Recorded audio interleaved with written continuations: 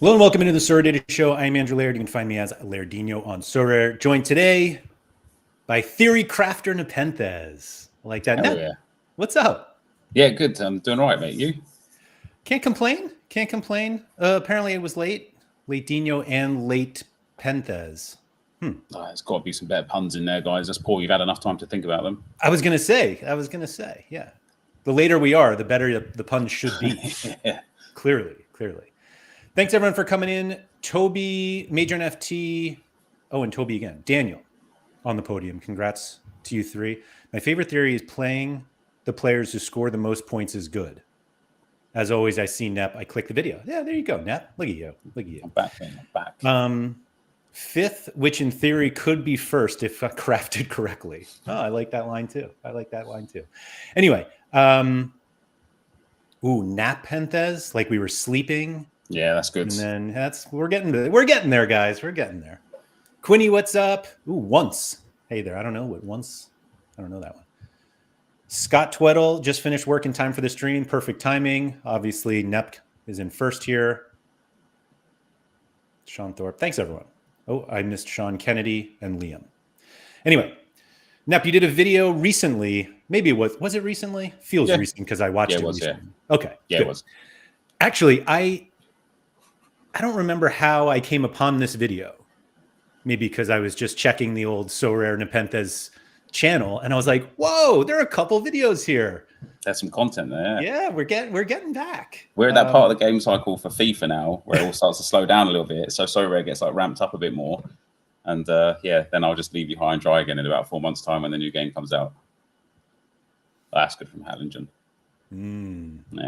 Yeah. Now we're cooking.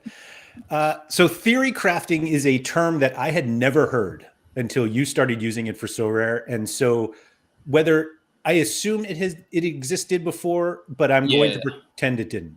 Yeah, it's from like the gaming world. So like playing Diablo and stuff, you would theory craft. You'd like building like different gear sets for killing like mobs and stuff like that. So I think it's like a dungeon crawler / MMORPG sort of like gaming term. It's been around for a lot of years. Yeah. I'm just sitting here like, I have no idea what he is talking about. Fair enough. That's just me. I'm not, I just didn't, I actually didn't really grow up playing games like that. Like what do they call them? First FPS, they're first-person shooters or role-play games. Yeah. Yeah, I never really did. I'm just a sports guy, Nep. Anything. Yeah, that's all I played. Yeah. Anyway, I was here going to give you full credit for coming up with this theory crafting concept, and you were willing to give it, well, not to somebody else, but just anyone but you.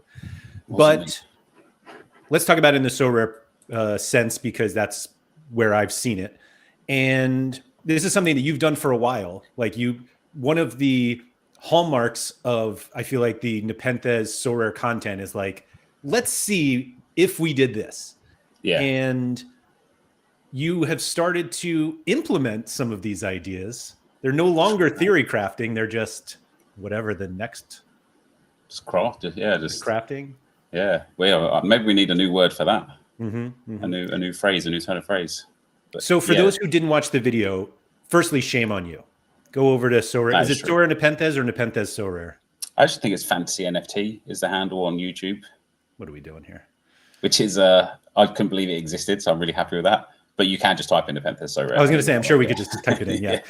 Anyway, go watch that video. But if for those who haven't seen it, could you please just explain what you've been doing with the old Stuttgart collection recently? Yeah. So obviously, Sorare changed the way the collections give out XP at the last update. So now if you've got multiple versions of the same player from the same collection, they will all draw from the collection bonus, which should have been in there from the start, but I really appreciate that they've done this now.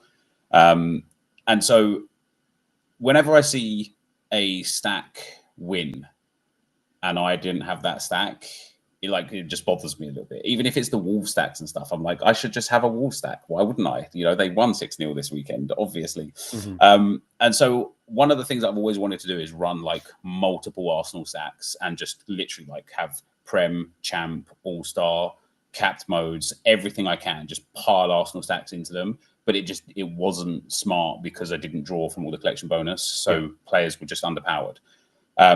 when they changed this, I don't have like the greatest Bundesliga setup, whereas my La Liga and Prems are really good. So there was room for me to try this in Bundesliga. So I just went and looked at all the Bundesliga options. Although they drew 2-2 with their easiest game left of the season, of course they did. But Stuttgart have got a really, really nice run in for the rest of the season. So the idea is you buy multiples of the whole team. So, like, obviously, you get the goalkeeper 3 times because you've got no really room for error there. But then kind of get a selection of the best players typically, which is like Mittelstadt and Stiller for Stuttgart, and then 2 flex picks within the same team, and just make sure that all 3 lineups have got at least two differentials in each lineup between themselves. So if they go and smash, you've kind of got all your bases covered with getting the scores correct. Why not go for it and have 3 identical lineups? Because if they don't smash, they don't win. Yeah. Right. Or if like let's say, so I've actually got one of my 3 lineups is going to win some cash, even though they drew 2-2, which is really, really nice. And captain Mittelstadt did really, really poorly.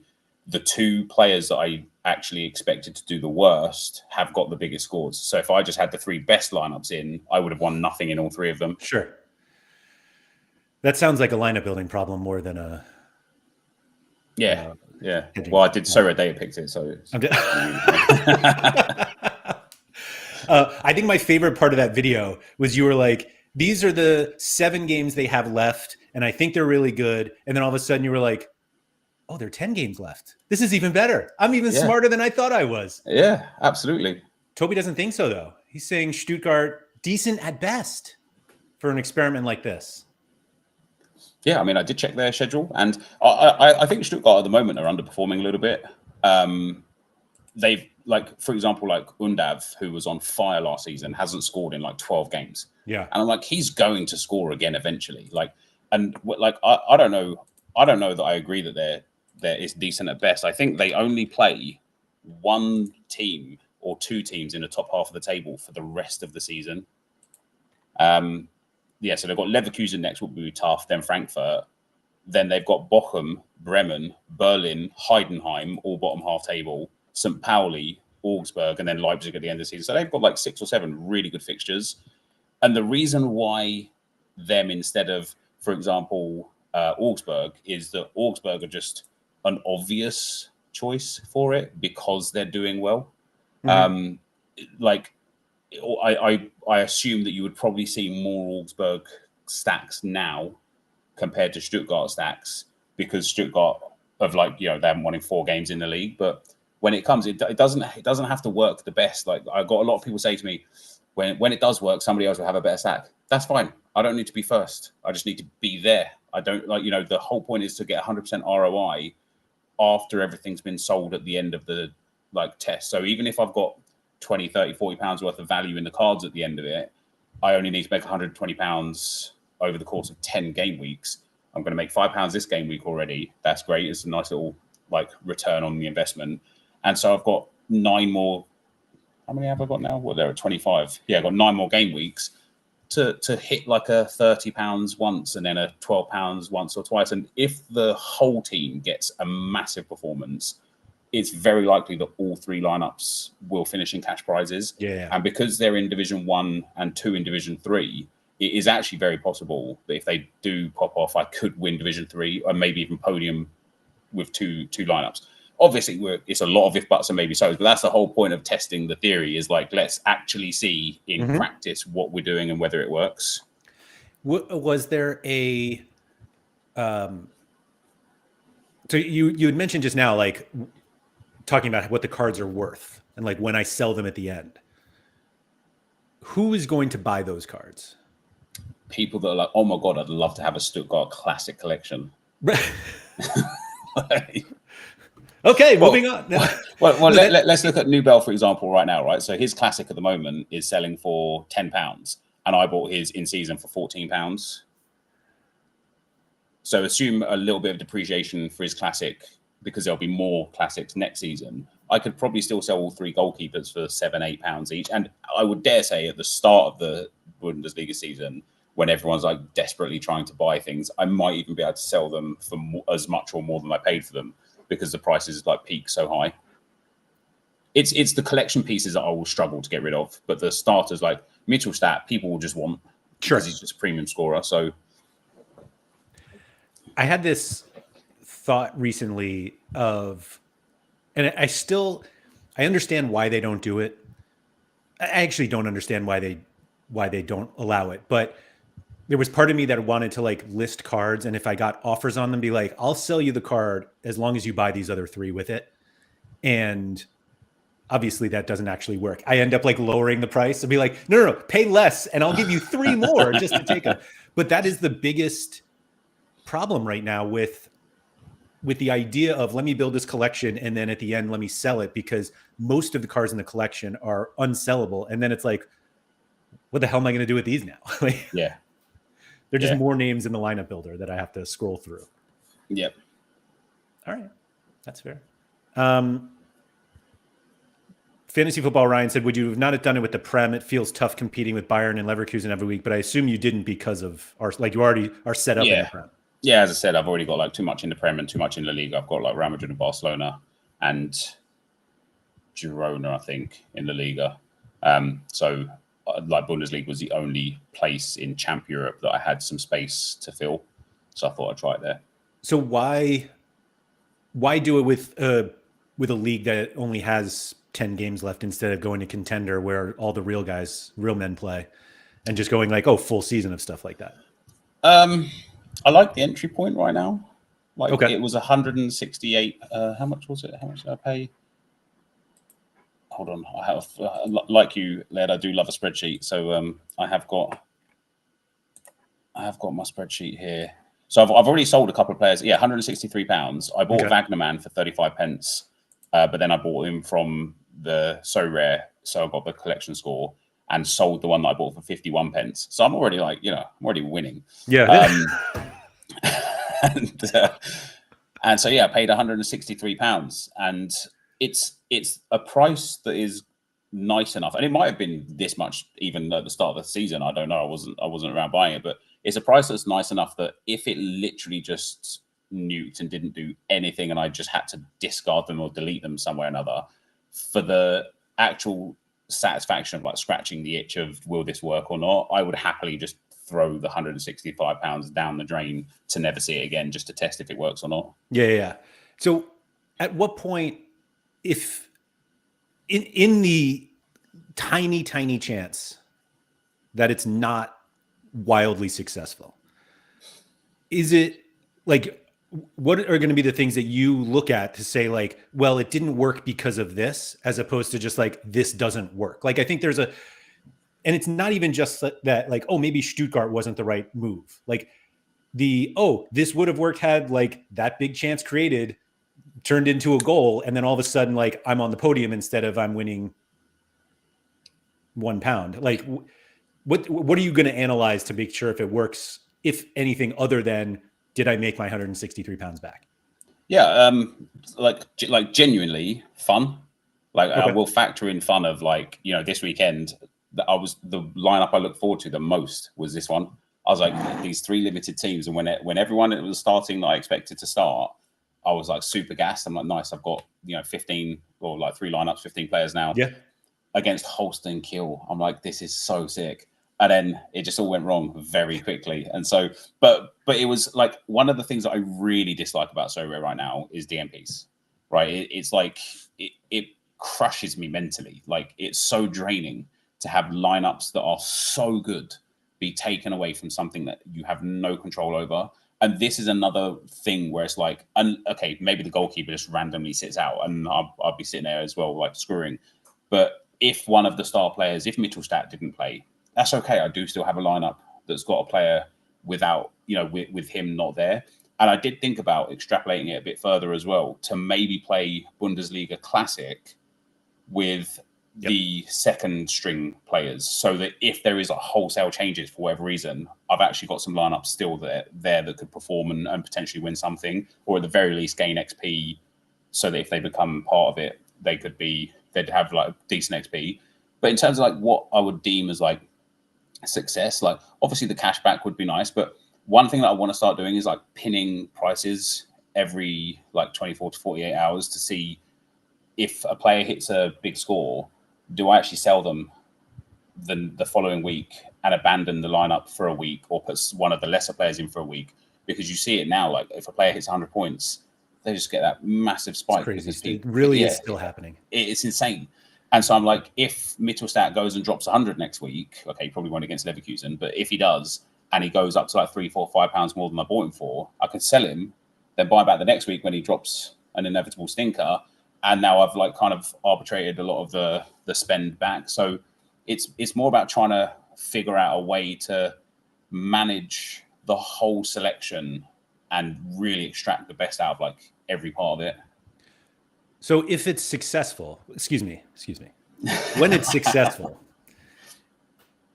is the way that, like, will that become the way that you play? Like, I asked that because like there are a lot of the number of theory crafts that you've done over the last couple of years is significant, and looking at different things. And I think one of the kind of outputs is your feeling of how dominant collections are, that you've kind of theory crafted it, but you've also built those. Like those are theory crafts that you put into practice. And this is one that you're putting into practice. And so when it works, you're like, all right, so this is how I play from now on? It's possible. It's possible. I obviously had the same theory as everybody else at the start of the season of just buying all the stars and winning everything. And that just didn't work out very well. And it's like at a heavy cost. You know, some of these cards don't come cheap. And I was looking at the sort of Palaces and Villas and like Wolves, even though they're in like a bad run of form. And I'm like, I could have probably got like multiples of 3 or 4 Premier League teams for the price that I've got the Arsenal, Liverpool, and Man City boys at. Yep. And I do like I like the idea a lot more of having like 5 or 6 of the sort of mid to lower mid-table teams having this same setup, even in rare, and then just playing matchups and being like, you know, the overall spend will be way less than buying the Arsenal, City, or Madrid boys. But then I'll miss out on like Champions Leagues nights and stuff like that, which is actually where my strategy this season has paid off. That's where I've won everything all the time. Yeah, I think a lot of people have missed that. Like I even have some decent midweek like conference league, and I'm like, oh, I won $200 there. Like that's not what I expected from my Midtjylland guys, but that's not true. I never won anything from Midtjylland. But the Prem one is interesting to me because obviously Arsenal mean a lot to you, and so you know you can only have 3 lineups in Prem, and so surely you could replace the Liverpool and Man City with, you know, Wolves and Bournemouth or Forest and whoever. But really the strategy is still just like one team 3 times. And so do you think you would build it in a way where, oh, this week I'm playing Arsenal, but like next week I play none of those guys, or you play them all in Classic, although you have so many Classic cards already. It feels like you can't go that wide with the idea in terms of like the number of teams, because the foundational piece of the strategy is one team, 3 lineups. Yeah. So like, how do you get through that?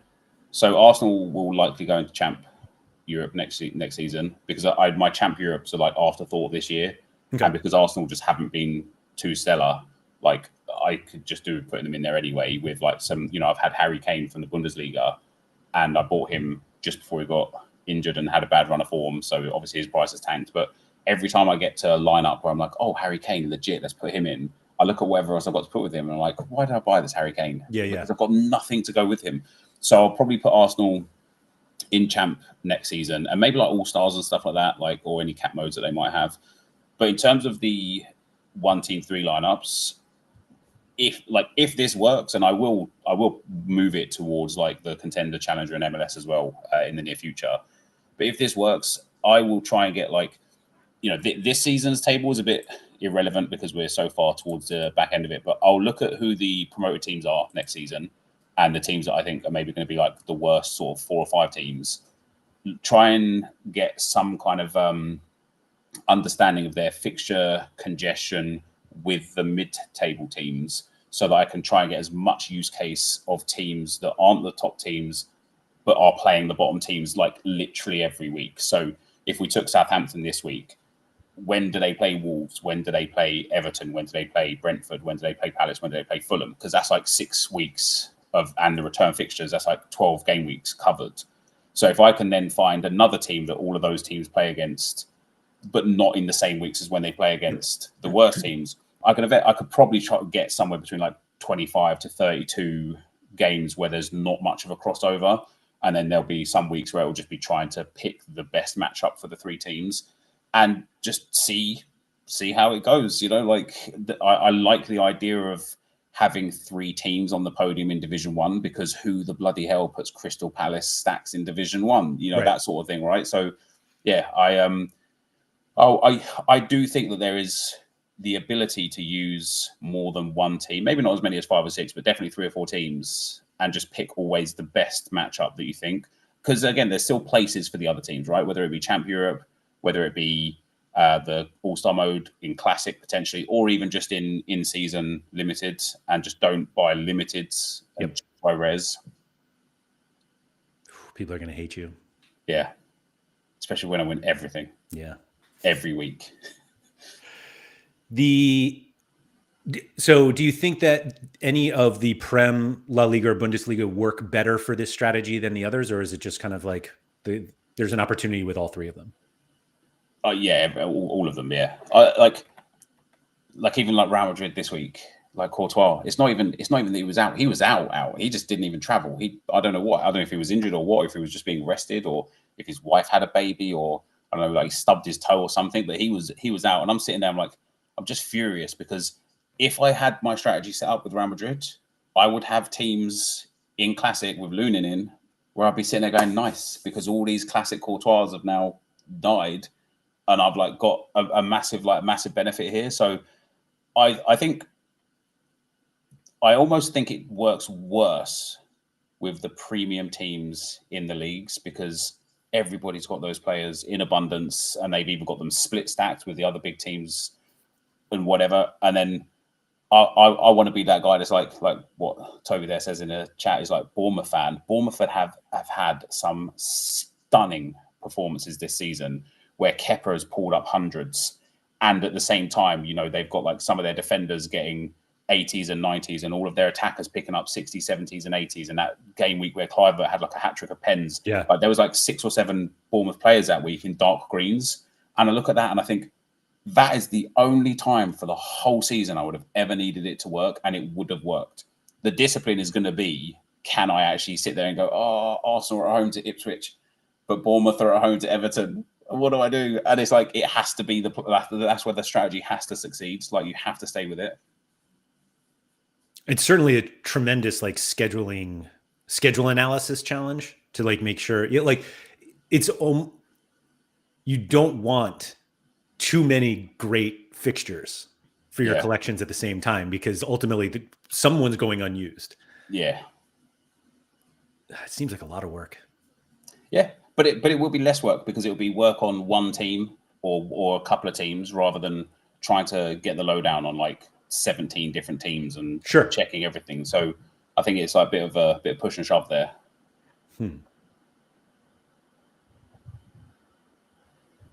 how do you do it for? Do you only play the champ teams, or do you try like you don't have the benefit of, you know, doing a PSV collection for the Eredivisie competition, and you could always play them in Challenger? Like the other competitions make it a little harder for the idea, right? Yeah, I still, who was it this season that had a great season? Utrecht, right? Imagine you did this with Utrecht at the start of the season. With how few times a PSV stack would ever win a tournament, because I don't care what people say, Benitez is not the guy, right? A PSV stack is awful, if we're being honest. I would wonder if we could like extrapolate the data backwards for a Utrecht 3-team season versus a PSV 3-team season. I bet you Utrecht is like far and away earned more over the course of the campaign. Percentage wise? Yeah, like ROI percentage. Yeah. Yeah. As somebody with a Utrecht collection, I can assure you it has not been that season. But I didn't have them at the beginning. So I'm interested now in like, have they had any smasher weeks where they've just absolutely popped off? Because they might be the sort of team that's winning game after game after game, but like 3-2 and 2-1, and they don't score much. Yeah, they don't. I'm not even sure what the ideal, like, do they even? It's probably a double defender for Utrecht. Yeah, so you have Barkas, El Krouani, one of the center backs, Paxton Aronson, and I guess Hilaire. So they got a 1-0 win against Pek Zwolle, where they got Viergever, Van der Hoorn, and Hormans all on 90 points, Toornstra on 80, and Romeni on 72. Then there's a couple of stinkers in there, but that's not an unreasonable lineup that I would look at and think that's the sort of lineup I'd look at and think, like, you would always do the double defensive stack with Utrecht, because as you say, they don't score too much. Even if you had El Krouani, one of the big scorers, Barkas, Toornstra, and Aronson or Min, you're winning something there. Yeah. You know, it might only be like £8 or £5 or something, but you're winning something. And do you think it's like, you obviously seem very confident in the 5-player stack potential of it, that, like, why do you think that's better than like 2 teams and doing a defensive stack and an attacking stack or something like that?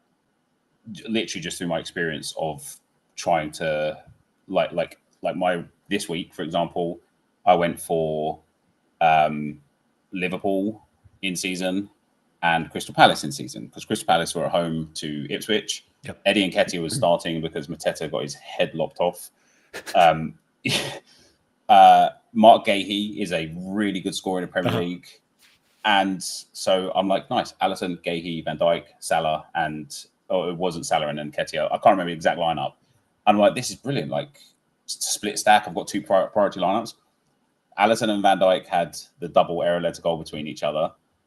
And Nketiah has 2 big chances missed, and Gahey got booking and negative net duels and finished on like 40 points with a clean sheet. So I'm like, it doesn't, like, you can have the single best 5 players in with the best 5 matchups in, and they could all still drop stinkers. You need, you know, it's something you said years ago that always stuck with me. Like, you're looking like a 5-man parlay at the start. Okay, if you split stack, you still need 2 teams to win. And not only do you need those 2 teams to perform, you need those explicit players on that team to perform. Whereas the way that I do it is, you don't really need to worry about the individual players because you've kind of got that cross-referenced. You just need the team to win, and ideally to a clean sheet. And I always think about that in itself. And I think any team does that 2, 3, 4 times a season. Obviously, if you can find a diamond in the rough and get a team that does it 12 or 15 times a season, better still. But, you know, I don't think it's hard, and it's something that I've always stuck by. That I think if you stack, as long as you don't buy stupid and like overpay and whatnot, if you stack teams and you're smart with it, I actually think it's possible for everybody to get 100% return on investment if they use this strategy. The problem people have is after it doesn't work the first week or the second week or the third week, they deviate and they do go and buy that extra person, or that they start changing. And then all of a sudden, the week where it would have worked if you just stood by it, you're sitting there going, oh, for fuck's sakes, now I've got De Jong up front and he's missed a penalty. And it's like, well, that's your fault for not keeping your, Sonte Hansen or something up front. Like, so I do think it will work. And especially with the mid to lower teams, because they are so affordable. Mm-hmm. Yeah. You were talking about Nketiah's big chances missed, and I had a conversation earlier today about big chances missed, and I wanted to show you this game. So Miguel Borja finished at 23.3. Have you seen this? No, I haven't, no. So he had 0 big chances missed at the end of the game and then got rescored. Okay. Given his score of 23.3, how many big chances do you think he missed in this game? 4. That's insane. He had 0 when the game ended, and they rescored him to 7. That's insane. That has to be a mistake, surely. I didn't watch the game, but according to people who did, they may have undercounted them. Is that right? Jesus Christ. But yeah, 7. So that's sort of that's why I actually bring this up, because I look at this. So River Plate, obviously a club near and dear to my heart. And if anybody looks at my recent transactions, you'll see maybe I was a little swayed by Nep's recent video. But it was kind of like, if you had Borja there, like let's say you have, Armani, Diaz, I guess none of the, Mastantuono, excuse me, is a mid. So you get him 83, and then Mazer, Calidio, and then it's like, and I had Borja, who again lost 35 points from his big chances missed. But it's like, maybe you win something a little bit, but would you look at that and be like, actually, that was successful? It's just like bad luck. Well, so is Calidio a forward? Yes. Yeah. So I would have had Calidio in one of the lineups and not Borja, and that's why the strategy works, right? Gotcha. Okay, maybe I wouldn't have had Meza. Maybe I would have had that Cran guy or the Aliendro. You would not. You would absolutely. And this guy's actually a forward. Okay. So yeah, these three guys. So, Borja, you would probably. Borja's in the last lineup, to be honest. Okay, so if I was to build that team with the 3-team strategy, if you scroll out just a little bit, so I would go Armani obviously in all 3 lineups. Then I would have, because I know how strong the River defenders are in general, I would have one lineup with Diaz and Acuna, one lineup probably with Pezzella and Acuna, because I would prioritize Acuna potentially as the top. I just love him because of his Premier League, not Premier League, La Liga days and whatnot. And then similarly, I would probably go with Diaz and Montiel. Yep. So that would be 3 of each 5-man setup done. Then I don't know in terms of the midfielders, who's the main midfielder. Mastantuono is the only one you want. Okay, so he would probably be in all 3 lineups. I've got Mittelstadt in all 3 lineups for Stuttgart, and then I would have one with Borja, one with Calidio, and one with Meza. Yeah. So at that point, I would have a combination there where I'd be reasonably high up, probably with 2 of the 3 teams. And it's easy to say after the fact that I would do that. I'm not, maybe I wouldn't do that. Maybe I'd be like, this is Borja's day. Let's put him in all 3 lineups. But the whole point is to give yourself those differentials for exactly moments like this. Mike said Borja could be playing now and wouldn't have scored yet. Yeah. Oh, man. This example couldn't have come at a worse time when we were talking, because I'm like, this, obviously I should do this. This game doesn't happen again for me, but 3 Armanis, and the River center backs have been a bit of a mess. They're 3 guys for 2 spots. One of them's hurt now, so it helps. But the fullbacks are fairly nailed stable. On, yeah. Oh man. Aliendro looks like he's been through some stuff, doesn't he? Poor guy. Hold on. Here we go. He's seen it all. He's had it rough. Fair play. He's had it rough. So wait, you bought some more River players, did you, for the same collection? I had no 2025 River cards. I had no 2025 contender cards, other than I'm still playing with 24-25 guys. I have the Liga MX guys, and I was so close to having an absolutely I came this close to winning Division 1 this week. And I think I'm 14th right now because of a goal was turned, VAR overturned a goal, and had that goal scored, I would have been first. But there was a whole lot of I'm not going to buy new contender cards. I'm just going to stick with my Liga MX guys. And then literally I watched your video and I was like, River Plate's the perfect team for this. Yeah. And I already have hundreds of River Plate cards. And so I'm already I already know everything, or, enough about them that it just made sense. If I was going to do this, I should do it with a team that I can do in my other lineups anyway. So one of the things that I like about this strategy, and why I'm leaning way more towards applying it to the way I play the game the whole way, is because my gallery, much like your own, is an absolute mess. And I'm when I start logged into the lineup builder for this game week, I'm careers. I've got this guy playing and he's moved here, and I'm all of a sudden I've got choices I just don't want to have, and I'm I've got literally I had 6 AAA centre mids for contender this week. And I'm like, I don't care enough about all of this. I just want to pick one fucking team and plug it in 3 times and get rid of everything. And when the season's over, I don't have to sit there and be like, oh, can I sell parts off? Who do I keep? I'm like, now I'm going to have like so many players in the lineup builder for like next season. I'll just be like, let me just sell them all now and start again the next campaign. Pella said the contender pool is much larger than any specific league, and I think the strategy works best in single league comps. I get it, but with what Toby says there, what would I do if Stuttgart were playing Bayern or someone? Would I still stack and risk being relegated? Yeah, absolutely, because it's not about winning; it's about winning it back. I don't want to finish. I want to finish first, obviously, but the sole purpose is, can I get my money back to do it again? That's it.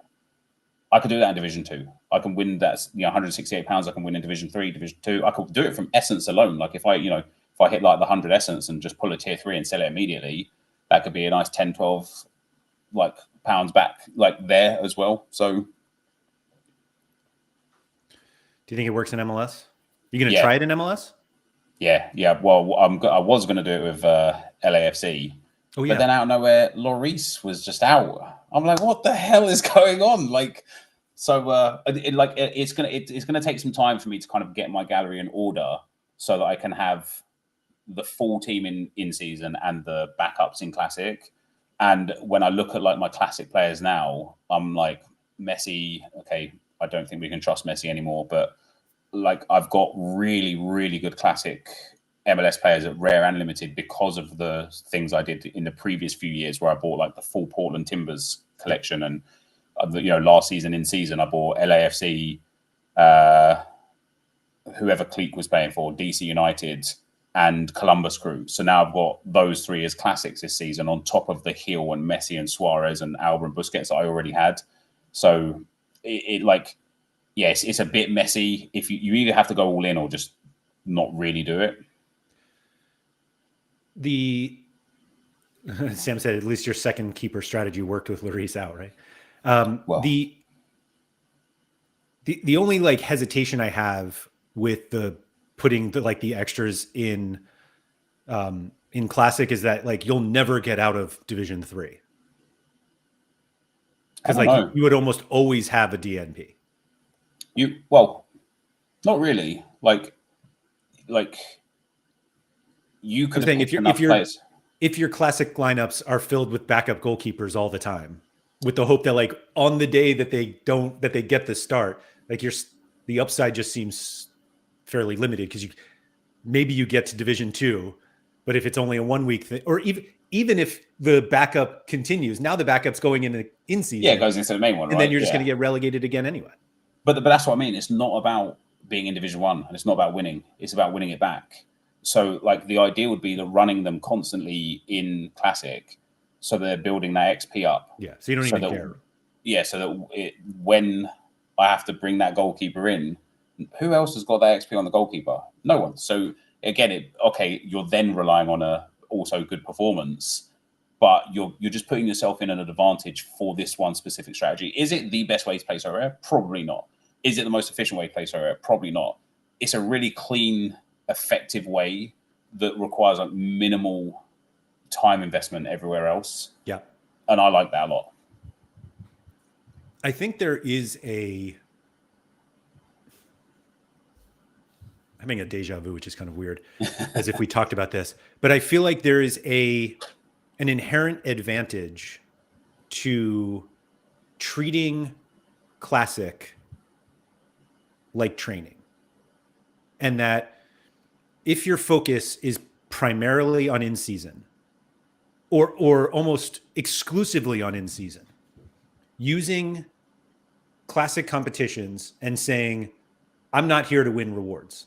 I'm here to try to get XP both from like the lineup scores and maybe you happen to get high. Can you even win XP in classic? I don't think you can anymore. I don't think you can. But like you said, nobody is getting XP from a backup goalkeeper because they're just not playing them. So if you use classic and just say, I don't care about winning ever, but I care about these players getting some XP. And frankly, sometimes a guy who was a backup for a lot of the season all of a sudden becomes a starter who's an outfield player, and all of a sudden you're there like, mine's at 4% and yours is at 0 because you've never used your collection piece before.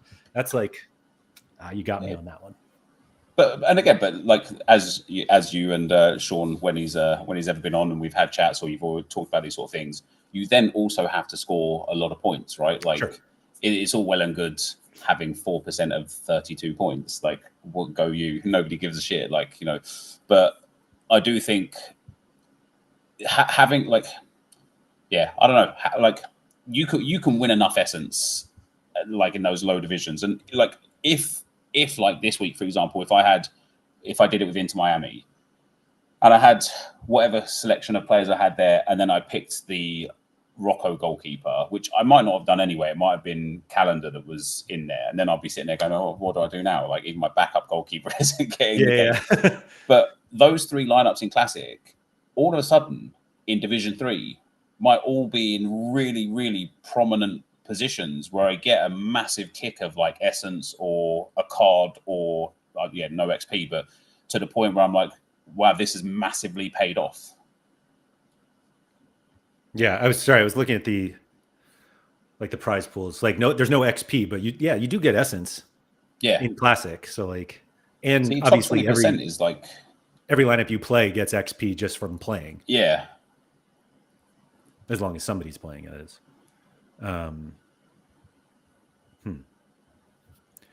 Magnus said, did you consider that one of the best scorers from Stuttgart just got injured in the last couple of weeks, and when the stack doesn't have the same strength, is it still worth it?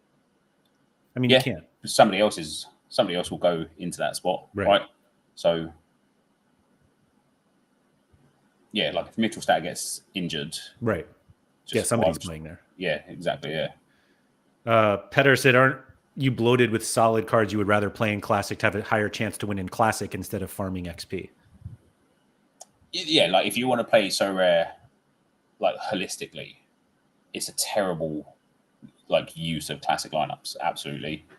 But if you want to turn your one lineup or your one strategy into an efficient strategy, you just got to. It's just got to be done. And I'd ask a question to anyone that sits there and thinks this is bad. If you have a gallery that's so deep that you're sitting there thinking, what a waste, like, you know, I've got so many cards I can play in all these lineups, that's great. But if you're the sort of person that's got a really small budget or a really small gallery and you're looking to get an edge, for me, this is a way where it's like, if you might, like, let's take a Premier League team, a Bundesliga team, or a La Liga team.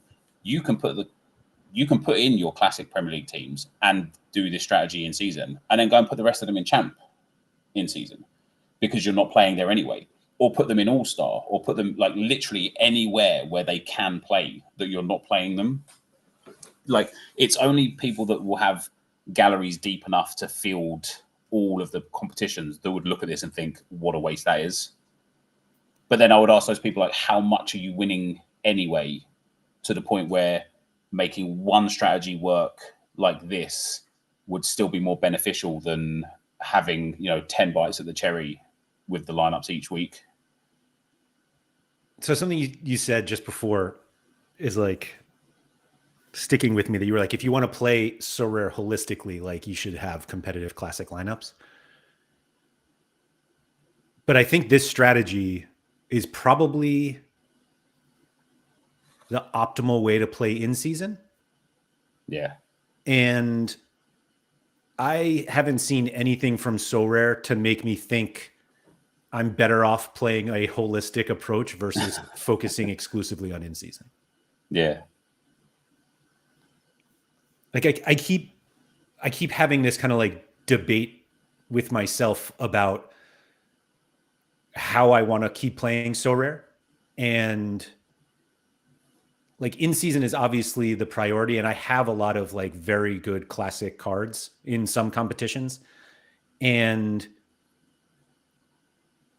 it just constantly feels like the time spent on those Classic lineups, because I'm not really buying Classic cards, so I don't want to say like there is an actual monetary expenditure on those, but every Classic lineup that I fill with Classic cards is an opportunity I am not using to increase the XP and the powerfulness of my in-season cards that I may not be using now, but I might be able to use sometime in the season. Yeah, I mean, if the DNP situation for a goalkeeper is your like primary concern, you could also go and get 3 classic goalkeepers from that team that actually play, and then put kind of like the second string players, and so you still then got comprehensive lineups. Yeah, and you're still getting the XP, just not on the backup goalkeeper.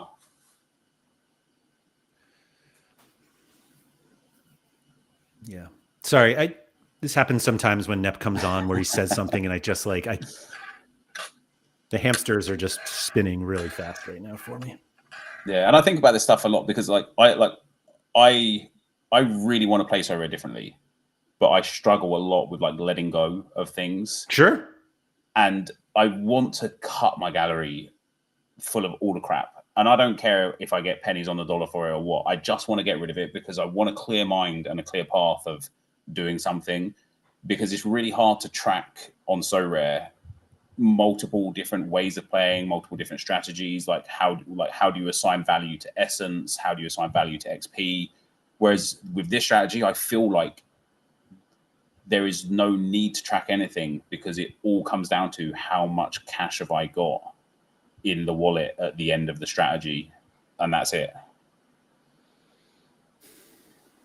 I would never need to buy, Bruno Fernandes is injured, like let me go and buy Cole Palmer for 2 game weeks until he comes back, because it'd be like, oh no, Mittelstadt's injured. Oh no, I've got 7 versions of his backup. It's okay. Right.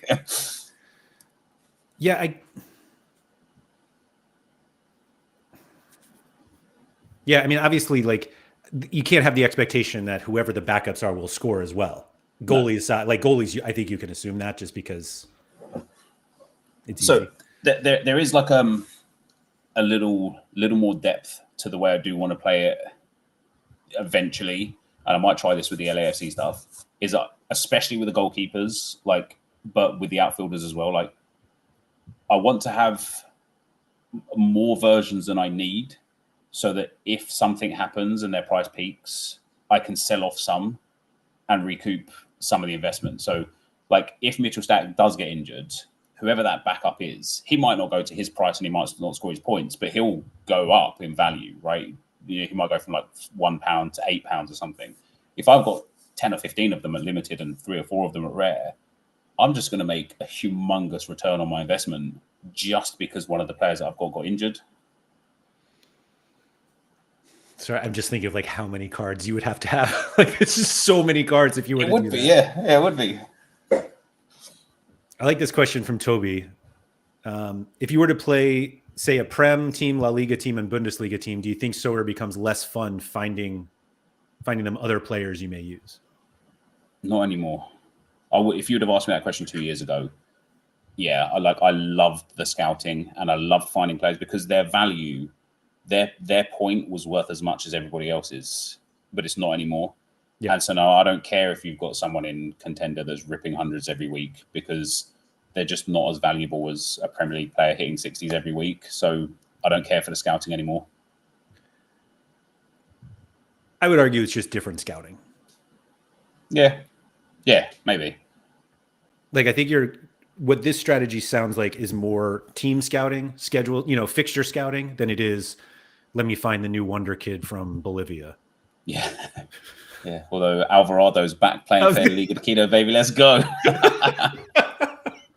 I knew it. I was right all along. I was just wrong at the time. That's all. We're right. Yeah. I wasn't wrong. I just wasn't right yet. That's so rare. You're just not wrong. Not right yet. Stocks FC Weathers. Is that still going on, Stocks FC? Yeah, Stocks is pretty good. I enjoy Stocks, right. Yeah. About that. As a new user, I find it insane the amount of classic cards people hold for the sake of it just to avoid taking the loss. And my God, do I feel seen. I don't know if it's to avoid taking the loss. I'm way beyond that with Sorare now. Like, I used to look at the value of cards and be like, oh, I can't because I bought him for this. And it's not about taking the loss. It's about, like, what if he becomes, like, David Neres went to Napoli and then Kvaratskhelia went to PSG. I'm like, oh, what if David Neres just becomes that guy? Let me hold on to him. And then when he doesn't, you're like, well, there's no point selling him now. It's the end of the season. Like, what if next season he moves somewhere and he becomes like absolutely insane? And then you see teams like Como, and you're like, this is the what ifs. They are the what ifs. It's a team of what ifs, isn't it? It's like all those guys that couldn't quite make it other places are now all congealed in this one team, and they're doing sick. And I'm like, this is why I hold on to players. So mine is like a continued, is my continued, like, I'm not wrong on this guy. I'm just haven't been right yet. And I have an absurd nostalgia to cards that certain cards where I was just like, I remember when I got them and it was like, I want to use these cards. Like I bought these cards because they were going to be like great cards and I want to use them. And there's two very specific lineups from this game week. I thought I was going to win All-Star Rare with this lineup. It's Armani and so I didn't do an Armani Paulo Diaz stack, but I did Armani, Douglas Santos, Barco, Wendell, and Cecina. Like the Wendell Douglas Santos combo with Zenit, I was so excited about. Barco's the best player in the game. Cecina, and I was just like, these were all cards I was so pumped to get. Actually, this Cecina card I bought late in the season. I actually hate it, but I have another one somewhere else. But and then I have it here. Armani, Paulo Diaz, Carlos Gil, Modric, and this was Messi until the shenanigans, and then turned into Juninho. But I love these. Like I love these cards. I have very fond memories of these cards, and I hold on to these so I can do silly shit like this. Yeah. Yeah, and listen, that's all Stars 4, right? Can we take a moment, though, to understand why Cecina is not taking penalties for Daegu?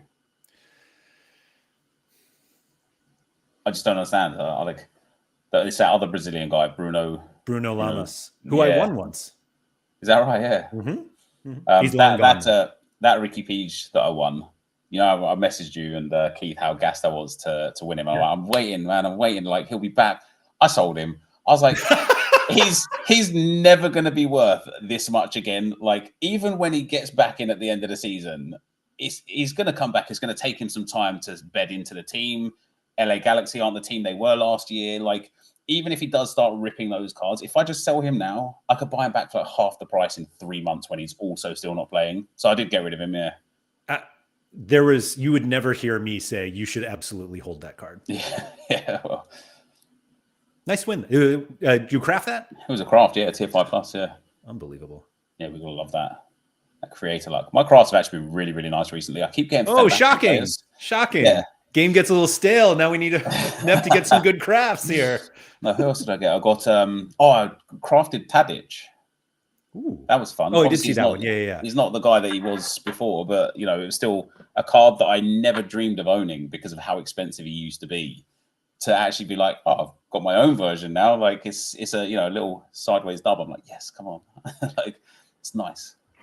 I believe the Tadic Super Rare is now 1/10 of the price I paid for my rare. That's mad. Yeah.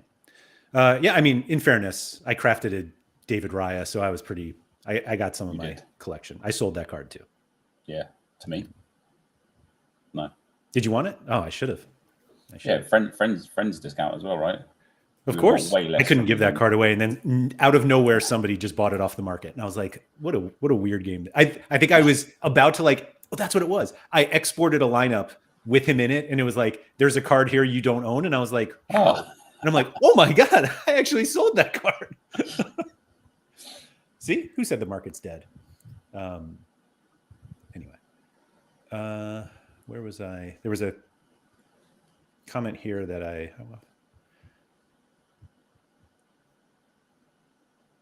don't know. Where is this card? Anyway, Paolo said the strategy is good from an investment perspective. You only need one collection to get bonus percentage to multiple cards of the same players. The downside is that you can't choose matchups. But you don't need to choose matchups. Who would have thought Liverpool versus Southampton would result in like how many Liverpool stacks maybe even got relegated? I was right. Do you know what I mean? Like in the best, the priority matchup. That seems more. That's more likely to happen though than like you can get relegated with the Liverpool against Southampton, but you're probably not winning with Southampton against Liverpool. That makes sense. Yeah, that's true. And that's why the mid-table teams are kind of where I want to be at, because they're unassuming when they come up against these lower rated sides, whereas like you'd not expect, but it just tends to be the way in football that like a Southampton or Bournemouth 5-0, like a Southampton or an Ipswich will just try really hard against like a United or an Arsenal or a Liverpool or a City because they don't want to get pummeled, but then they'll just show up against a Bournemouth and get absolutely rolled over. Like, and again, like it does, like you don't have to win. Like you can even have your goalkeeper concede. You don't even need a clean sheet, and your goalkeepers can still rip like a 60 or 70 point game. Your defenders can still get last man tackles and clearances off the lines. And like look at Real Madrid versus Rayo Vallecano yesterday. I actually got a lineup that's going to win cash. It's just such a mismatch of players. I wasn't sure if Trent was going to start, so I put him in the lineup as captain. I've got a whole bunch of other like random players, and I've got Alvaro Garcia up front, and I'm like, oh, he's away to Real Madrid. Like, what chance have I got? Turns out he gets an assist. Like, and it's like, okay, now I'm going to win like 30 quid or 40 quid because like players I had like no assumption they would do anything have actually done anything. And like, I think people think about big teams as untouchable, and they're not. And I think people think about mid-table and small teams as like almost untouchable for the other reason of like, why would you ever? And I'm like, this is exactly why, because when it works, I dominate, I win everything. And I don't need it. I can't like stress it enough. Like you don't need to win. You just need to win enough back. Like that's it. It's not about finishing. If you manage to finish first and you hit like that first place, like that guy with the wall stack did. And it's like, I'm looking at that thinking, damn man, imagine if he had all three. Imagine. He might have finished on first, second, and third in the same division. Like, what a story that would be. I think this goes back to what I've been trying to tell people for a long time, and it doesn't seem like enough people pay attention. But I find it so much more important who teams are playing than who the teams actually are. Like, yes, you want a Liverpool stack because like Liverpool's very good, but like, who's playing Southampton? That's who you want. Yeah. Halligan said, I got relegated with Allison, Van Dijk, Enzo, Palmer, and Elliott. Home versus Southampton and Leicester. Yeah. I mean, it happens. Yeah, Palmer missing a penalty. He's been on a... So we said, do you think people pay too much attention to matchups in Sorare in general? Just the opposite. I think people don't pay attention nearly enough to matchups, and they're just like, no, this is a good team. This guy's matchup proof. And then you're like, I can't believe he had 33 against Bayern Munich. And you're like, yeah, that's what happens. Yeah, we have there is like, listen, if you can isolate the worst team in the league reasonably quickly and get ahead of the game, you could buy in and out of full collections, 3 to 4 weeks in advance of Southampton and just play Southampton every single week. I don't think you can. I don't think you can get out of the full collections. Well, if you'd need like a budget big enough to have like a rotation of like five around. Do you know what I mean? Like, I think realistically, you're just buying 5 collections. You're not. There's no rotating. You're rotating the ones that you're playing, but you're not getting out of cards. I think you'd be able to sell a collection. You might get like a fraction of that. That'd be something interesting too. Actually, like let's take whoever the team that gets promoted this season from the playoffs, not the direct promotion. Just go and buy, the first game of the season are up against Arsenal. Go and get full Arsenal collection. Second game is Brentford. Third game is Palace. So go and get those. After they played Arsenal, you then just list that Arsenal collection up. Just sell it for whatever it goes for. And then keep that 3-step rotation going and just see where you are at the end of the season. Have you amassed some like mad fortune, or are you constantly opening your wallet going, right, I need to buy another collection now because I've not won anything back or not sold enough back. But I think there's a plausible strategy there for constantly playing the worst team. I agree with that part. I don't agree with like being able to get out of all of the cards. Like I think there's a general belief that, and if you're willing to hold all of the terrible cards in the collection, like so be it. But I genuinely believe there are a vast number of cards on this platform that are, for all intents and purposes, unsellable.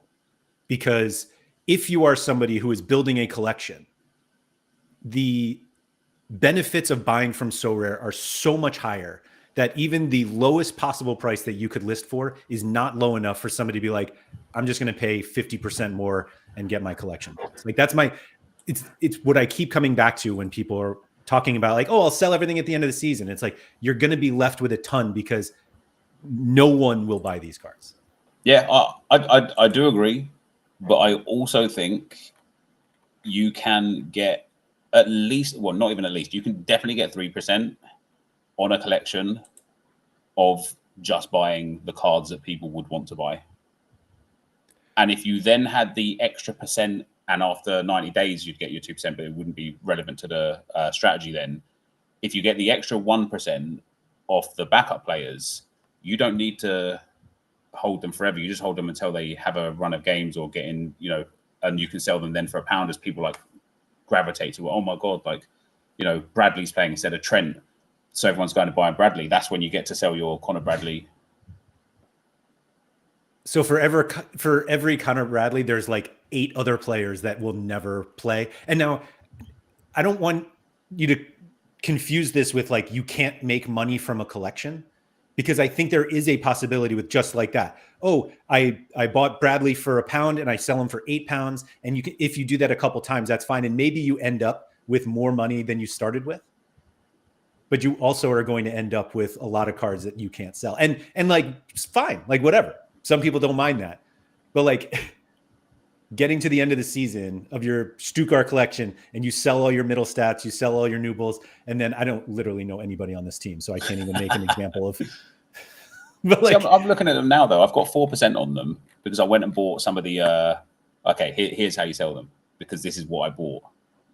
You buy the special cards because they give the same benefit on the secondary market as buying a first owner from Sorare. Sure. If you have enough special edition cards, like those will sell. But like when you end up with 3 Stefan Gerlachas, who is the 3rd or 4th goalie for Stuttgart, how do you ever get out of this card? And let me ask you, because I don't know the answer to this question because you haven't scrolled down yet. How many people have bought him after me?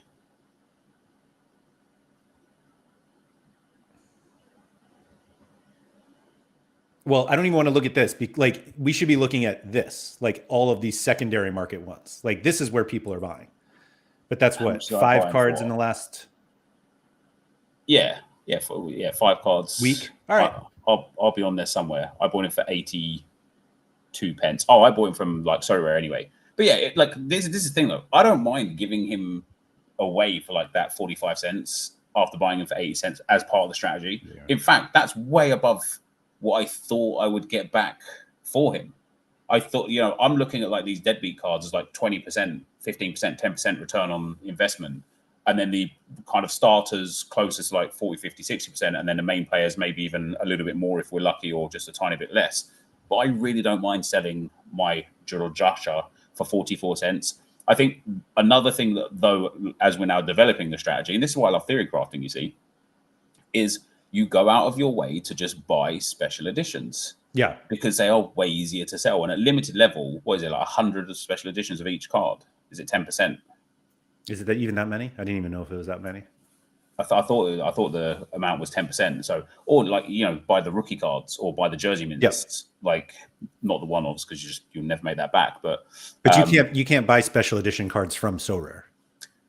Yeah, you can't. That's right. Yeah. So, but buying them from the market, they do have a premium. In fact, yes, they do. Absolutely. I bought Castanaris special edition because it was only £1.23, but his special edition price was 3 times the price of the card on the secondary market. Yeah, but cheaper than the current price from Sorare. Yes. Yep. And so that was just really nice for me. So yeah, you'll see I have got a few. I think I've got 3 altogether. Yeah. What is it? Is this it's not a 5%. No, only a 4. That extra that difference from 4 to 5%, it's just a lot, isn't it? It's 250 points, right? Yeah. Yeah. It's like 9 more cards. Yeah, it's a lot. From Sorare. Yeah, or special editions, which now I might go and look at. And if I could spend just £9 or £10 getting them up, then I tell you this, right? When I did exactly what you're about to do here now, I was blown away by how few of them are listed.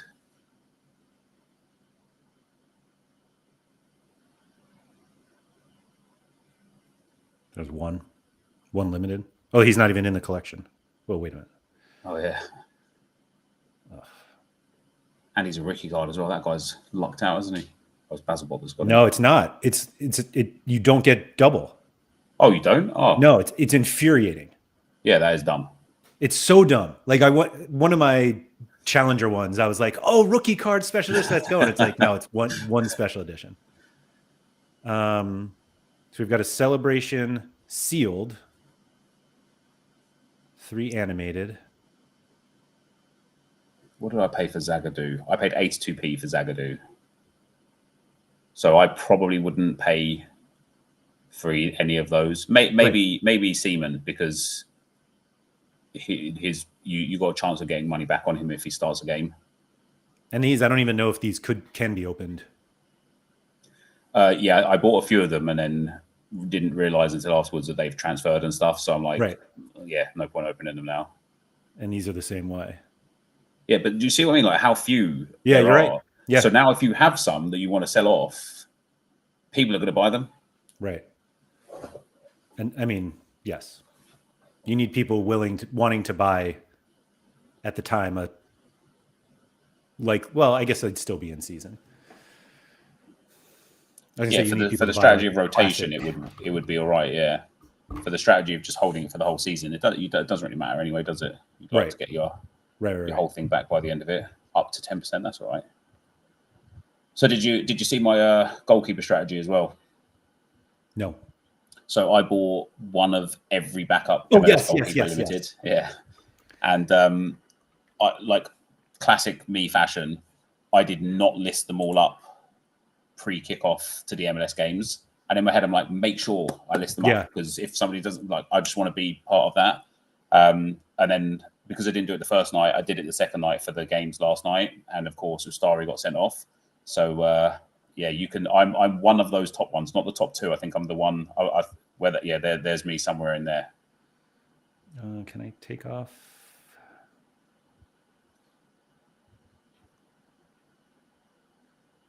There we go. So you're. I'm a bit higher than that.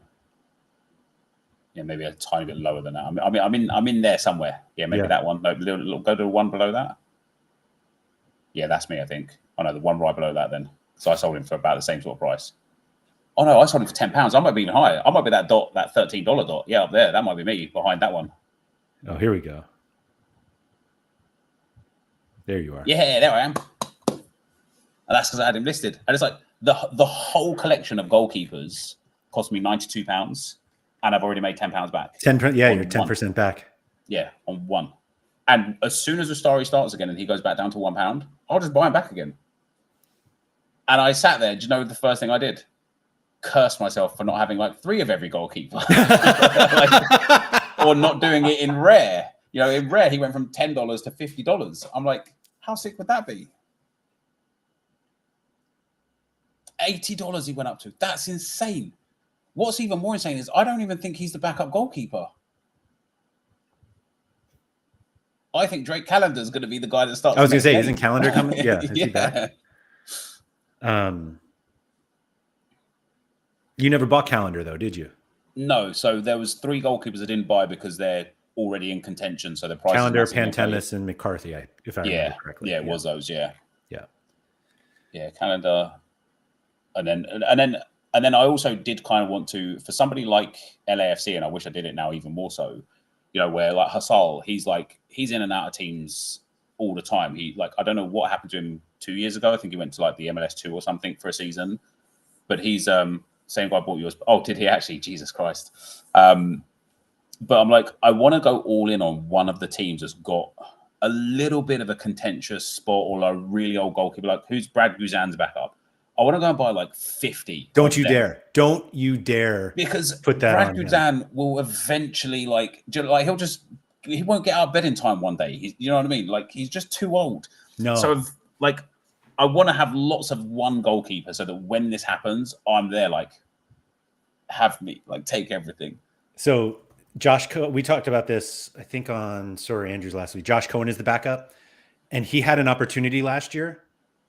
Guzan was out and he came on and had an error led to goal and scored 13 points. Do you know what's crazy? He's probably been the backup since he was a teenager, hasn't he? And he's now a 32-year-old man. And he's just sitting there. He's like, one day Brad's going to retire and it'll be my time. Nope. So what did his price go to during those moments?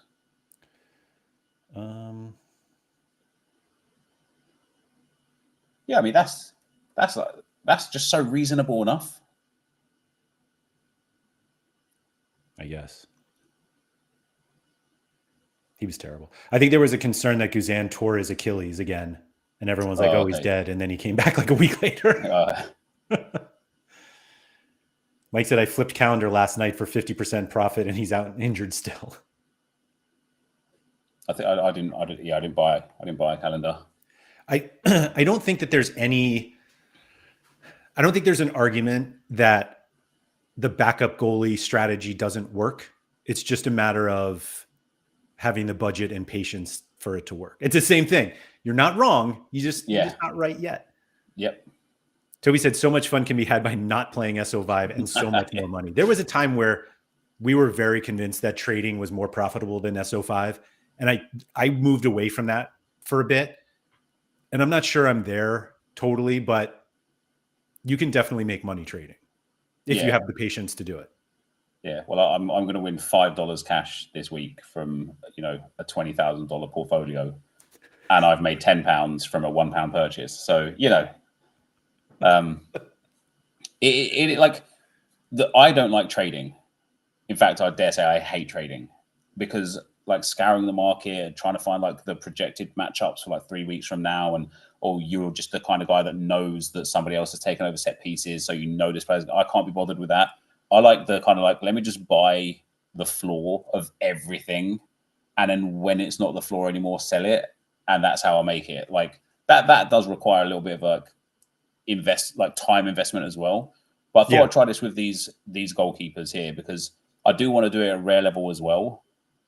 And I sat there, and even after I sold Rocco, whatever his name is, I thought, what Rocco Rios Nova? Yeah, I thought, what am I doing with like the money that, like, let's say this worked at scale. The whole point of me making the money from it would be to buy like elite cards to play with in SO5. So it's like, it's so rare win either way. They're just, you know what I mean? Like they're getting my money either way. I have like tremendous, I was going to say respect. And while it's not that I don't respect it, but I have tremendous appreciation, I guess, for people who are able to trade very regularly while also playing SO5. And I don't mean like Pavel who has 18 billion cards and because of that he has 1,000 lineups every week, but like he's not really playing. But there are people who like really do trade quite a bit. Like Didi's one of them that I've spoken to like a little bit, that because he has Didi trading like in his name, people are like, oh, I'll scam this guy.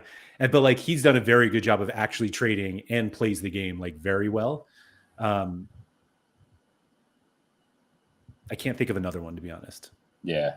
So like Trader has a ton of lineups too, but I feel like that's just you happen to have those cards.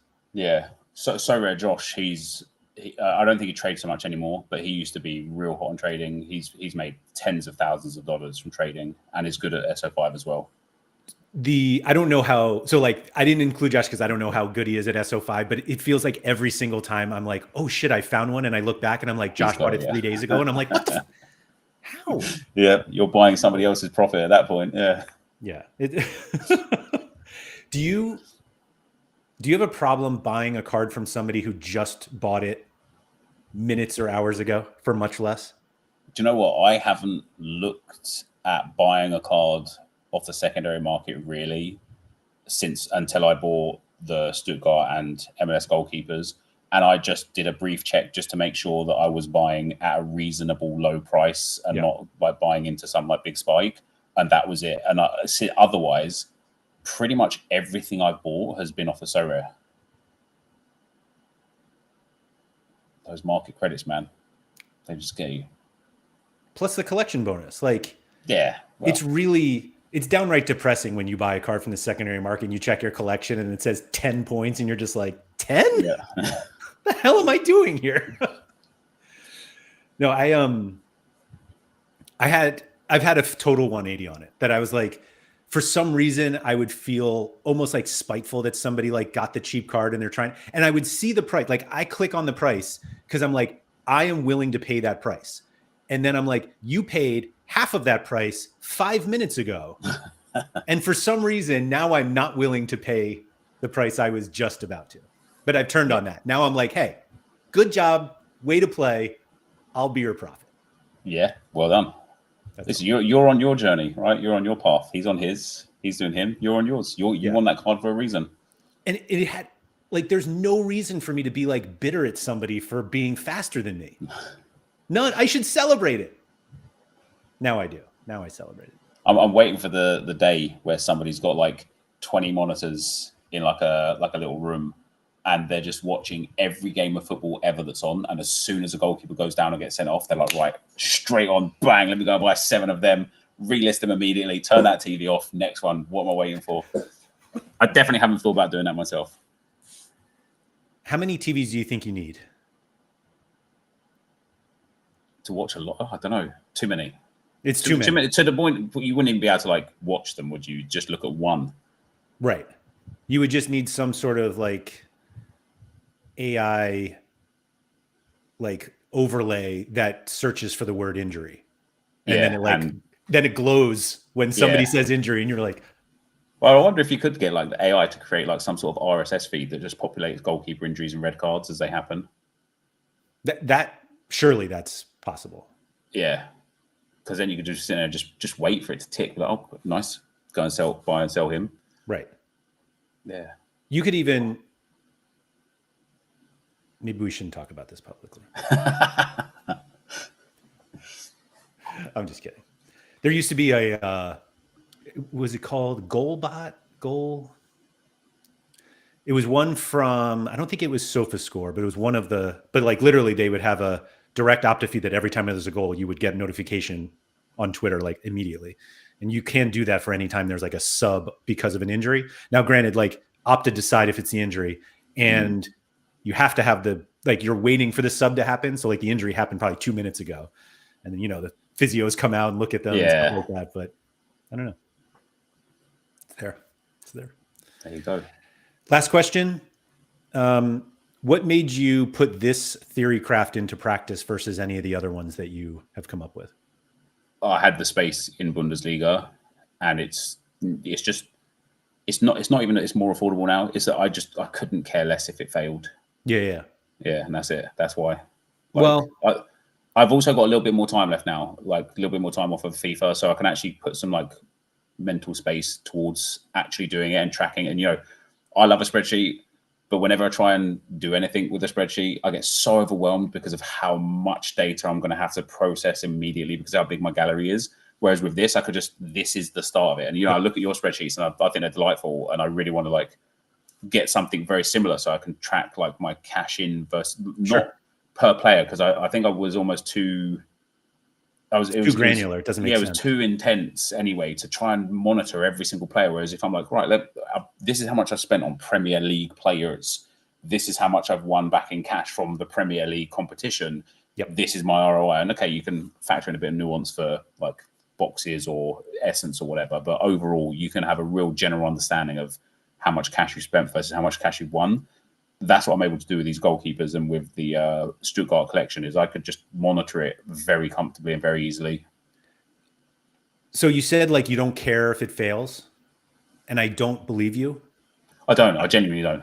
No. So I believe you that you are okay with losing out on the money, but I think if it fails, you're going to be upset because you were like, I had this idea and I think it works, and if it didn't work, you're going to be like, it should have worked.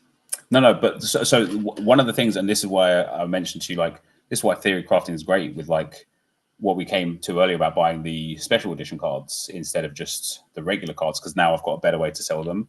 Yep. I want to learn from this of like I said, I want to start like pinning prices to players of can I even just sell them for 50p more each the next week because people are just buying Stuttgart because they've got a favorable matchup, or can I buy more now because they're about to take a tanking to buy Leverkusen? Can I go and buy a couple more new bells that when he's got a favorable matchup and sell him for me? I want to figure out almost how to make the money back from the collection without SO5.